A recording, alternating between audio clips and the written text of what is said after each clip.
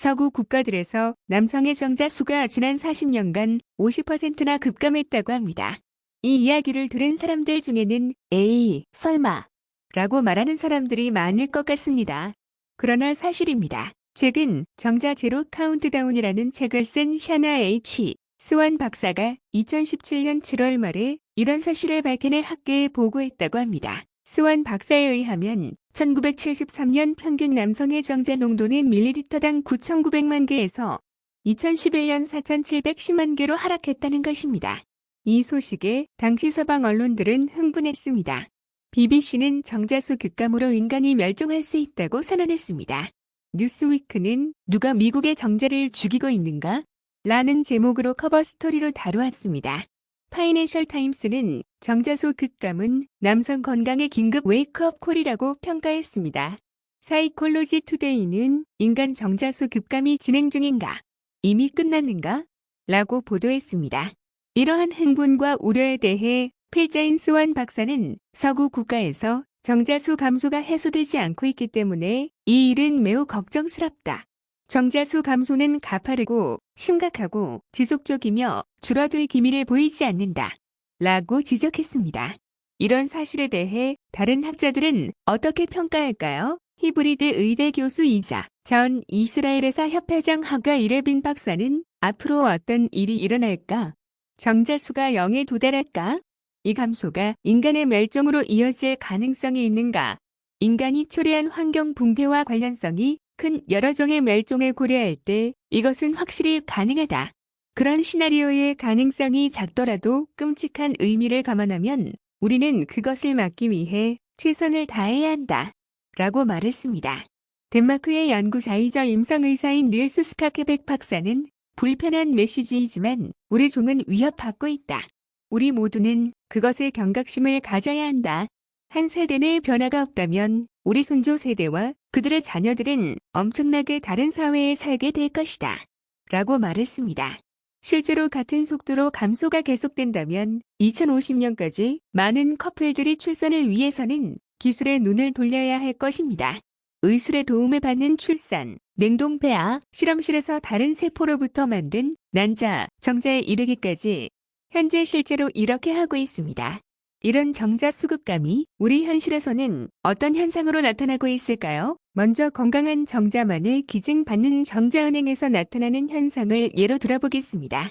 보스턴 지역에서 대학에 다니거나 직전에 대학을 졸업한 젊은 성인 남성들을 대상으로 한 연구에서 2003년에는 정자 기증 희망자의 69%가 통과한 반면 2013년에는 44%만이 통과했습니다.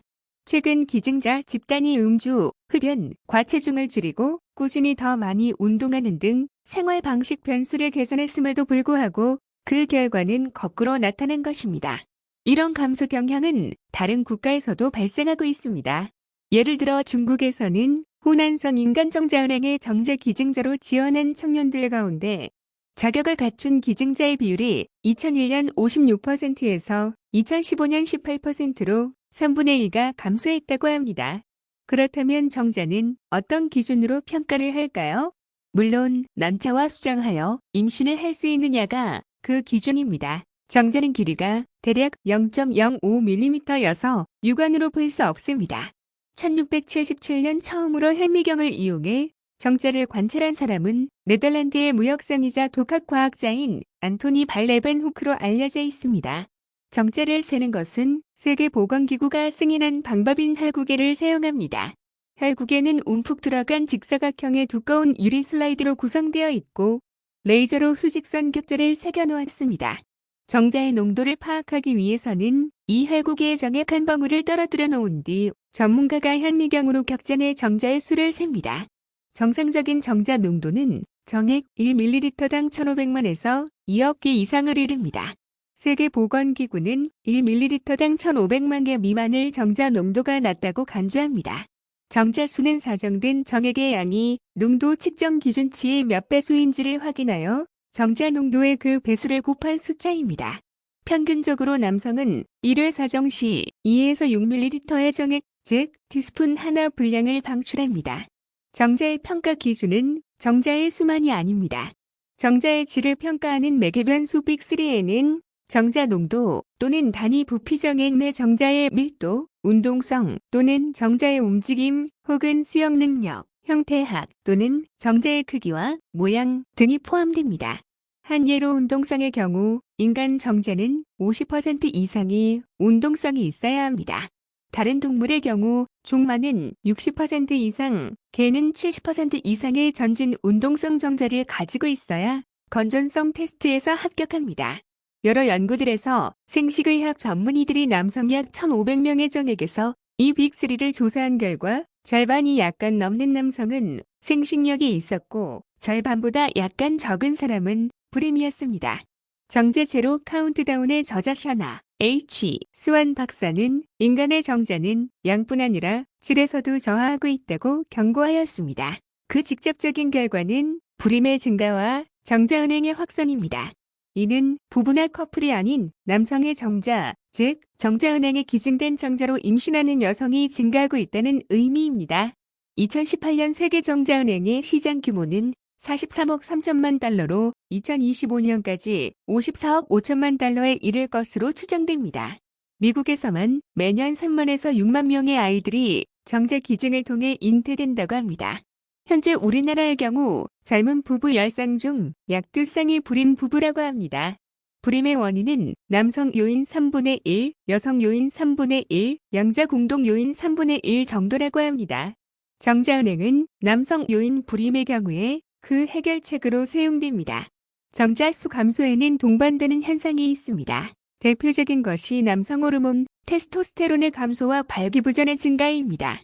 적절한 테스토스테론은 건강한 정자의 생산을 위해 필요한데 서구 국가들에서 그 수치는 1982년 이후 매년 1%씩 감소하고 있습니다. 또 미국의 경우 어느 정도 발기부전을 가진 남성의 26%는 현재 40세 미만이라고 합니다.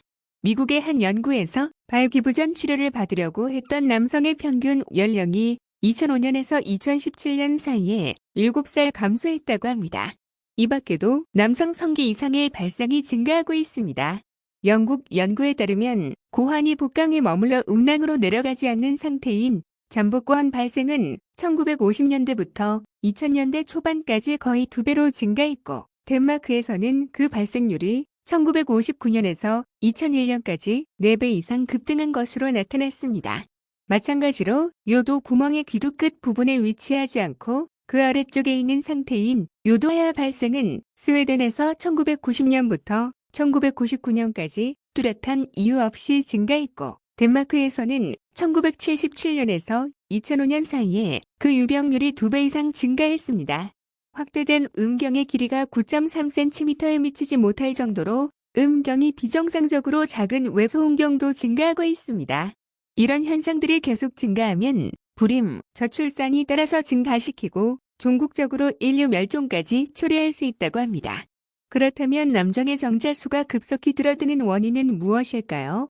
정자 제로 카운트다운의 저자 스완 박사는 가장 큰 원인으로 환경오염 물질, 그 중에서도 내분 비교란 물질을 꼽았습니다.